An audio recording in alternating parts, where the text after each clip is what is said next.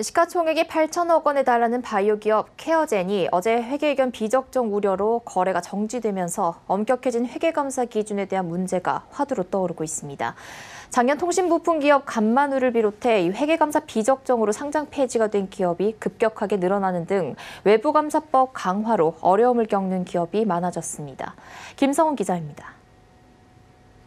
시가총액 8,200억 원 규모의 바이오 기업 케어젠의 주식이 지난 14일 코스닥 시장에서 거래 정지됐습니다. 케어젠이 회계감사에서 비적정 의견을 받을 수 있다는 풍문이 돌면서 한국거래소가 투자자 보호를 위해 거래를 정지시킨 겁니다. 이에 대해 케어젠 측은 오늘 공시를 통해 외부 감사인으로부터 감사 진행 과정에서 발견된 일부 해외 매출과 매출 원가의 정확성 등에 대한 의구심을 해소할 수 있도록 외부 조사 전문가를 선임해 디지털 포렌식 등을 포함한 조사를 진행할 것을 요구받았다고 밝혔습니다. 케어젠 측은 이어 외부 조사 전문가의 조사 결과가 나오기까지 상당 기간이 소요됨에 따라 감사보고서 제출 기한까지 감사가 마무리되지 않을 수 있으며 기한 내 감사인의 요구사항이 모두 해소되지 않을 경우에는 감사 의견이 비적정 등으로 바뀔 가능성이 있다고 설명했습니다.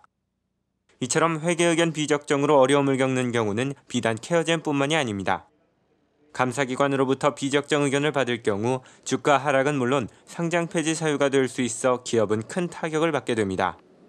작년 말 외부감사인의 권한과 책임을 강화하는 새로운 외부감사법이 시행되면서 2017년 4건뿐이었던 비적정 감사 의견으로 인한 상장 폐지는 지난해 20건으로 급증했습니다.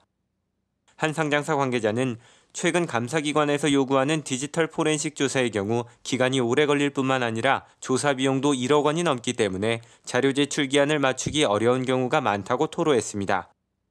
금융위원회는 이 같은 문제점을 파악하고 지난 12일 업계 간담회를 개최하는 등 관련 가이드라인 마련을 추진하고 있습니다.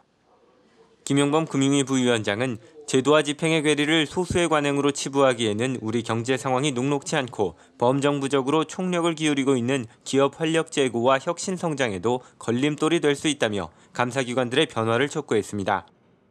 하지만 감사 대상 기업에 문제가 생길 경우 감사기관 등도 엄중한 처벌을 받는다는 점에는 변함이 없기 때문에 감사 의견 문제가 해소되기에는 시간이 필요할 것으로 보입니다.